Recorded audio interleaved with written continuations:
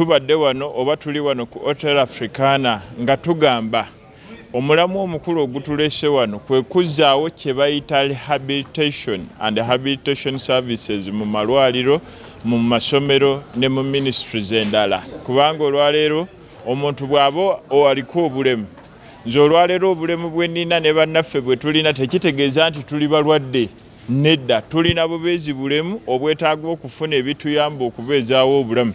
Nti olwaleero oli bw'abanga Namagoye ng'alina olususu olweru sunscreen lotion azifuna atya? Ffe abalina obulemu obw'omugogo tulina obuzibu mu magumba n'emibiri gyaffe otambulira wamu kye tuyita physiotherapy, abamu kye bayita exercise mu malwaliro tukifuna tutya? Kubanga olwaleero tubadde wano ne tukkiriziganya nti obujjanjabi bwe twetaaga obutali bwa ddagala mu Uganda bwa bbeeyi nnyo okusinga ne bwe tulowooza. Naye kino tetujja kukimanya okujjako nga bwe tuzza awamu era ne tuwaayo endowooza zaffe ne tulowooza ne be tugenda okukola wamu ne ministries. Bakugambye olwaleero nti omwana aliko obulemu naye yalemererwa okukola ebibuuzo nti yakolako pepeemu ate n'afuna challenge oba obulwadde ne bumukwata n'alemererwa, tumuyambye tutya addeyo asome okulaba nti ebintu bitambula bulungi. Tuyita recommendations nti waliwo ekyetaagisa okukwatagana bwe tuba twogera ku bantu abaliko obulemu obutamanyikiddwa bulungi mu Uganda. Wabaddewo era tukkiriziganyiza nti obwetaavu obusinga obukulu kwe kukolera awamu okulaba nga tutumbula eddembe ly'abantu abalina obulemu mu ggwanga. Nti olwaleero ensi egenda towards kye tuyita disability inclusion. Nti olwaleero mu Uganda oli ajja kutunuulira abatalaba, abatogera n'abatawulira. Naye nange alina obulemu obw'omugogo, nange ndiko obulemu. Nja kuwa ekyokulabirako nti twabadde mu district emu bali ne bajjamu bannaffe nti obulemu bo tebabutegeera naye ng'alaba omuntu ng'aliko ki obulemu. So mu recommendations oba betuusizzaako essira wajja kubaawo okuwandiika ekiwandiiko eky'enjawulo ekinnyonnyola bwe twogera ku emerging disabilities mu Uganda kyeki, tukihearinge ne Ministry ya Education, Ministry ya Health ne Ministry ya Gender.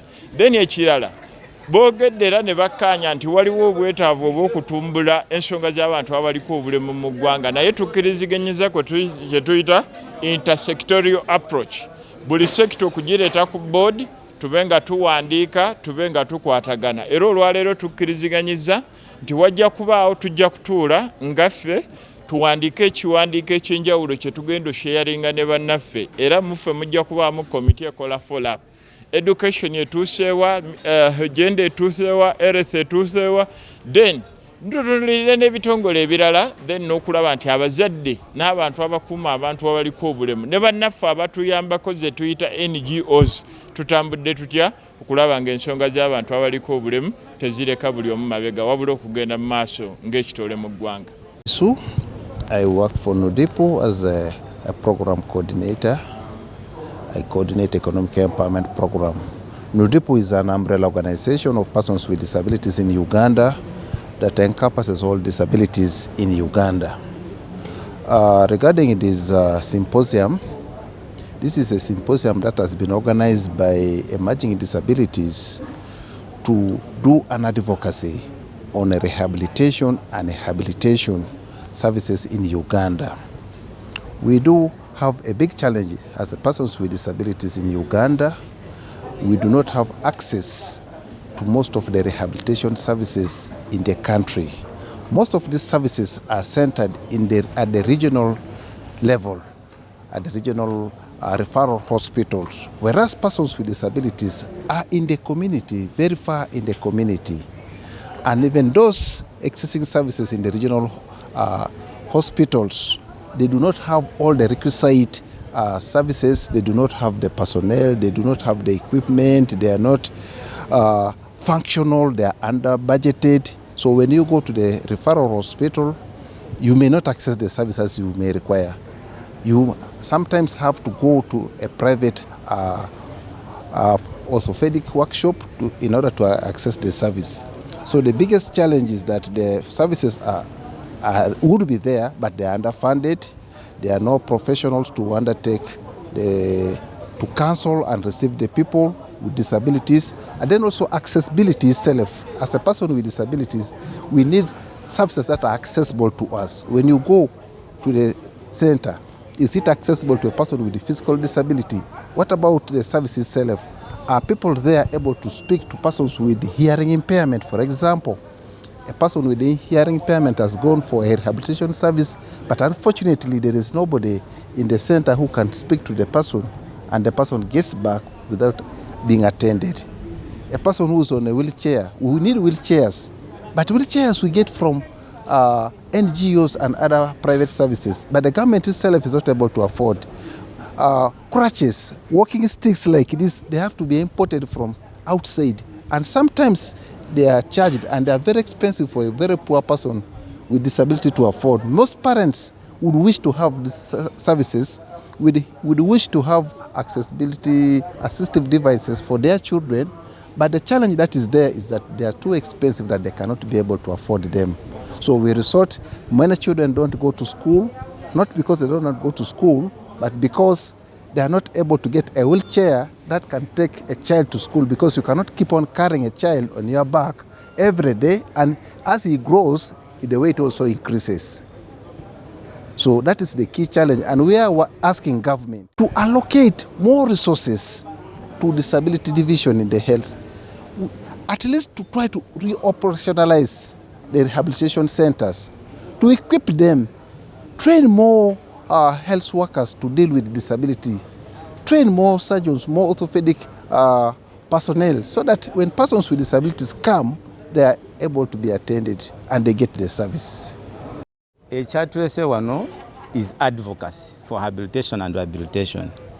And Kyambogo, as abantu ababadde batraininga abaana students okukola okuyamba okusupportinga abantu abaliko obulemu or persons with disabilities. Tuli partners n'abantu abano with OPDs, organizations of persons with disabilities. Kyambogo tubadde to traininga students mu community based rehabilitation okumala kati emyaka nga 25. Naye nze nga sina joininga academia ekyoyita okusomesa mu university, nasooka kubeera a clinical practitioner in the health sector. Ekyandeetera okujoininga byebizibu bye naasanga nga njagala okujanjaba omuntu aliko obulemu, naddala omuntu ali deefu oba atawulira. Jukira olina okwogera n'omuntu oyo nga yakayingira mpaka ng'akola ki, ng'afuluma. N'obwoba ng'omukebera, what you call medical examination, physical examination, olina okubeera ng'oyogera naye. Naye kati omuntu nga tomanyi sign language, oluusi ng'olina okurerayinga oba okukozesa obuyambi bw'ono omuntu gwazze naye. Ate omuntu ono ali wano alina ebizibu yayagala kunyonyola ebiri private, ng'omusawo oli okubeerako kiyinza obutaba bulungi. So nengamba ebizibu no biwanvu, n'abantu abatalaba, n'abantu abaliko obulemu obuli physical. Then I joined teaching. Waliwo okukyusa mu ngeri gye tuyigirizamu abasawo, okukyusa mu curriculum eno ino okukyusibwa nti bateekemu knowledge on disability emala, nti omusawo bw'aba kugenda mu practice aveeyo ng'alina ekimala on disability. Maybe ekyokusatu, ministry erina okulowooza ku bantu abafuna services zino mu health facilities ze boogerako. Singa tufunayo guidelines, clinical guidelines also for persons with disabilities. Specifically, for example, I can give an example of women with disabilities. The guidelines that are there, for example, antenatal care guidelines for pregnant women, tezi including nnyo bulungi abakyala abalina embuto. Ebitanda byogenda kukeberako omukyala biri waggulu. Omuntu bw'aba nga alina disability tasobola okulinnya ki akakatanda. Ate n'aba midwives bokka basanga obuzibu okusitula ki bana abakyala ng'alina olubuto okumuteeka ku katanda. N'obusteps bw'oteerako abakyala okulinnyako, omukyala alina disability, alina physical disability, tebusobola kumuwa balance bulungi. Ayinza okumaliza ng'agudde na wansi ate n'afunya disability endala. So singa tufunamu engeri gy'okubayambamu abakyala bano okufuna obujjanjabi obwo, kyandibadde nga nakyo kiba kirungi. Nyogera nze Second Robert kuva mu kitongole kya Spinal Injuries Association naye nga tukwataganira wamu n'ebitongole ebirala 9 eby'abantu abaliko obulemu. Tusanze obuzibu mu ngeri nyingi naddala mu mbeera eno eya rehabilitation and habilitation oba mu mbeera mu Luganda ey'okubudaabudibwa n'okutandika engeri y'okubeerawo okweza obujja ku eri abaliko obulemu mu bika bibiri, tugambe abo abazaaliddwa nabwo ko n'abalala nga ffe ababuguddemu obukulu, nti services ez'okubudaabuda n'okututandisa obujja okusobola okubeerawo ng'abantu abalala, okutwalira mu ziringa ezitaliiwo ziri eri abo abeesobola abalina obusobozi okusobola okufuna services ezo. Ebitongole ebiri private naye nga mu malwaliro agaffe tugambe aga gavumenti,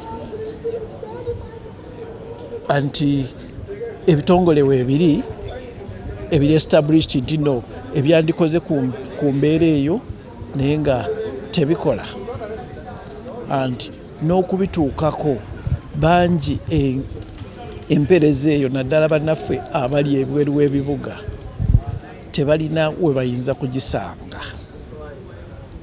Tulina ebifo ebimanyiddwa nga bwe njogama nti Mulago kumpi buli district erina rehabilitation center, naye nga bw'ozituukamu tuzirinanga ebifaananyi katono nnyo ke basobola okukola ku bingi bye twetaaga. Wera from Brain Injury Association of Uganda. As brain injury people, there's a lot of challenges that we really face, because someone with brain injury is really a very unique person, to the extent that it takes people time to understand that person, because they take you to be crazy. That is what they think, because no one will really listen to you. You see, when someone with brain injury comes like to explain something to you, sometimes they come in a very tough way, to the extent that people fear them. People run away from them. When they see the way they present themselves, the way they talk, someone just says, no, this person is crazy, That is the word people use. But being crazy is different from being someone with brain injury, When you have a brain injury, it means you can be managed to an extent that sometimes that person needs time. Sometimes the approach people are using to them is really not the best. So you really look at them like people who don't understand completely. Because for all this time that I've seen, it is really a big challenge, because most people will say, no, this person has been bewitched. The person is speaking things which are not coordinated, so they will just underline and say, what you do, just go and see a witch doctor and they work on you, but that is not the case. Someone can have brain injury that can be treated, that can be managed. When you under medication, you really see the person will not behave like how the person has been behaving. That person needs to be understood by the community, people around them. So those are really the challenges that people with brain injury do face. Sector, it is the hard part of it is that sometimes, unfortunately, to me, what I've seen is that sometimes government employ people in these facilities with people with brain injury, like in Butabika. I'm surprised that sometimes when a person goes to Butabika and you really see the people there, the medical team there, some of them, the way they handle you, they handle the patients, you really feel unlike, is this person really knowing the person is handling, And then because someone with brain injury does not only necessarily mean they can only access treatment from Butabika. It doesn't mean when you have brain injury you're mad, you know. That is also another thing altogether. So in these other facilities, it is also very hard. Like in Mulago, I put an example of Mulago. You go to Mulago, you find these student doctors, they are also learning. And they are supposed to learn. But to me, I feel like if you are going to learn, you are told what you're going to learn. So I feel like when these people are handling these patients, they should know how to handle them. Because one time I saw a patient went in with a very old medical form, you know, very old, and really it was looking so bad. But despite the fact that this person kept this medical form, you know, looking like that, you can still see the dates are there and all that. But the way they started, like they were laughing, you know, laughing at the whole thing. Like, so this person, because the person has brain injury, sometimes the way they get information triggers them. So this person says, no, why is this thing? Now give me my thing, I walk away. And she walks away. And then you see no one is following, because people are very many, that no one attends. So me, I feel that this rehabilitation we are talking about would have been even in those hospitals, even where these people are studying, you know, the doctors, there must be someone. Because some of these patients go to the hospital alone minus caretakers. They don't have someone with them. They have left them. I have ever seen men who have been rejected by their wives because they have that problem with brain. So you see, when they are there, they don't need someone. They really need someone to attend to them, and they don't have anyone talking to them in that way, in that manner of a wife talking to him, you know. And then you find in the meantime, they don't even use their medication well. Kalule Rashid, nganze ssentebe w'olukiiko olutwala abantu abalina obulemu bw'omugogo mu Uganda, mu luzungu kye tuyita cerebral palsy.